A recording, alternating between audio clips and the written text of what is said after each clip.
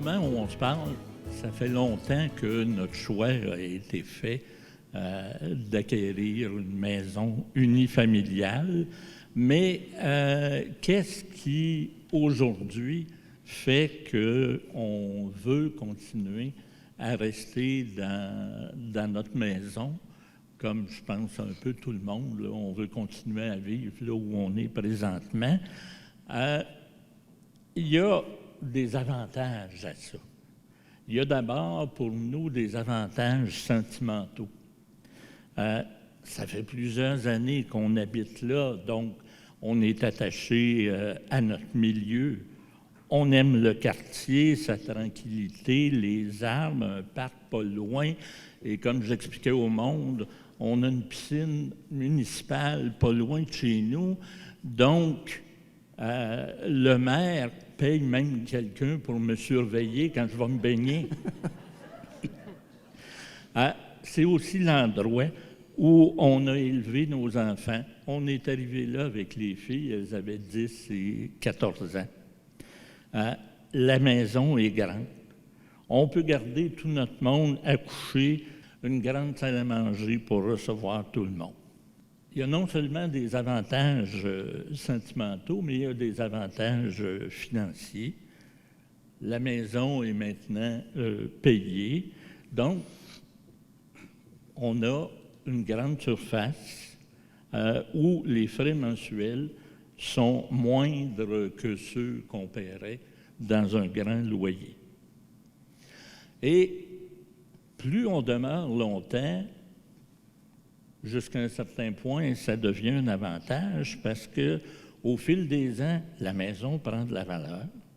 Et le jour où on vendra la maison, ça va nous donner un capital qui va nous permettre de payer un loyer, pendant moins longtemps, si on reste encore 5-10 ans là. Et on pourra donc s'offrir soit un meilleur loyer, un loyer plus grand, plus moderne, mieux situé. Donc, c'est les avantages financiers. Les inconvénients à continuer à rester là, bien entendu, il faut entretenir la maison. Donc, il y a des travaux à faire pour en maintenir la qualité et la valeur.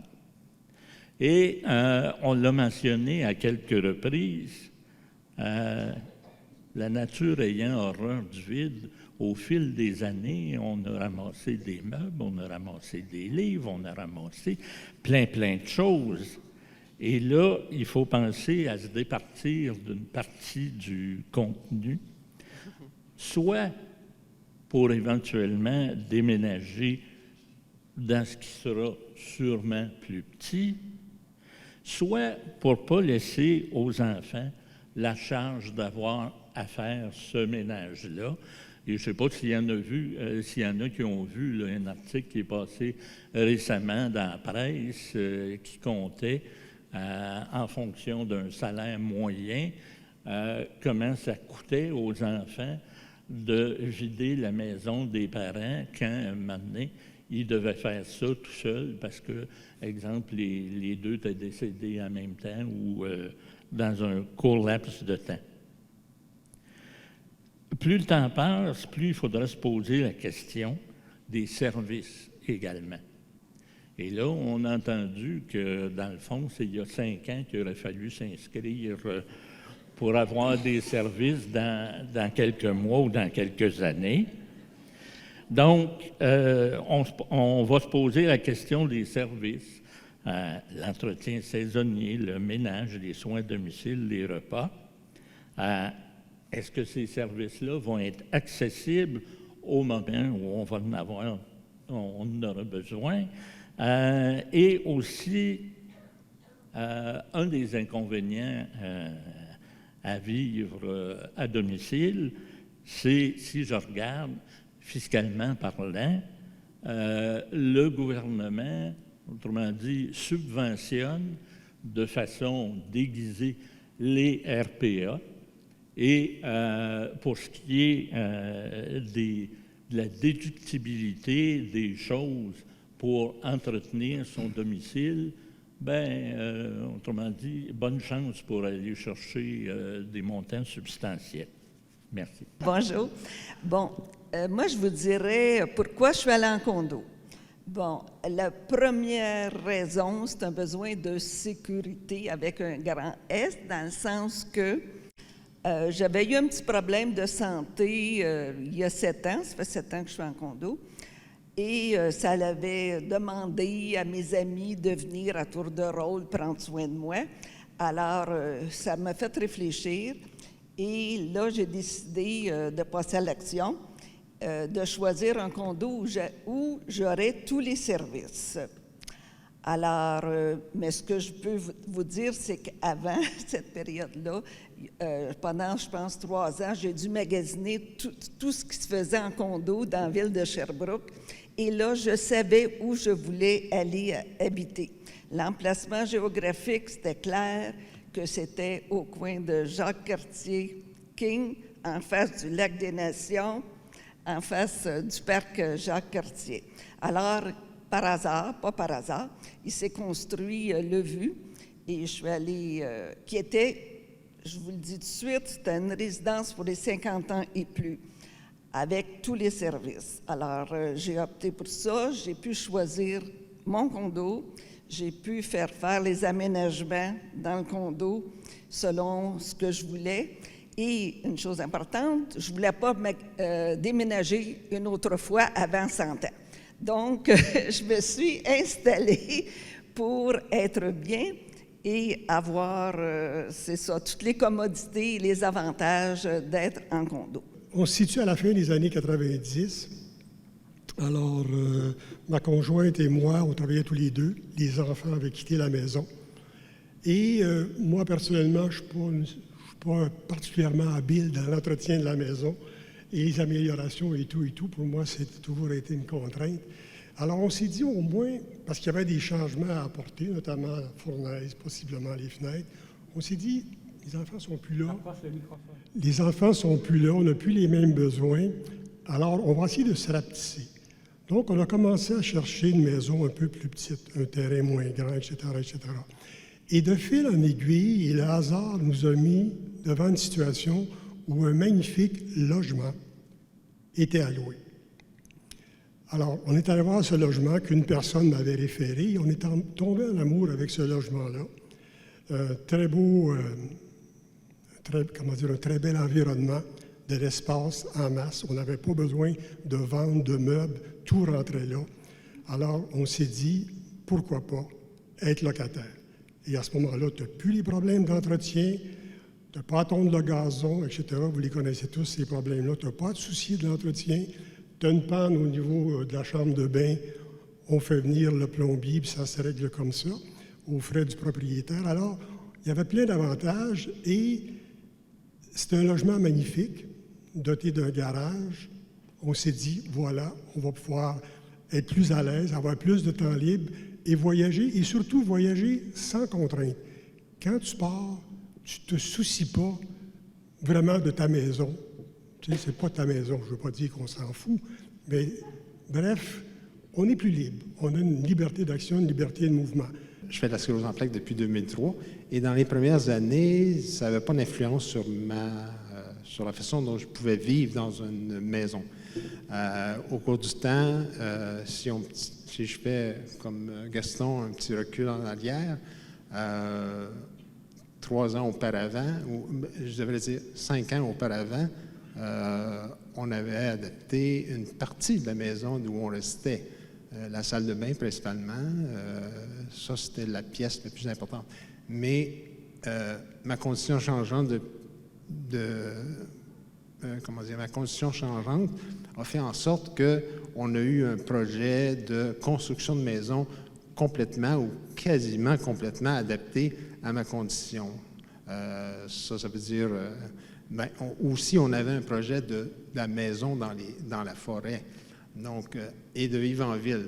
Donc, c'est dur de vivre en ville avec une forêt proche de chez soi.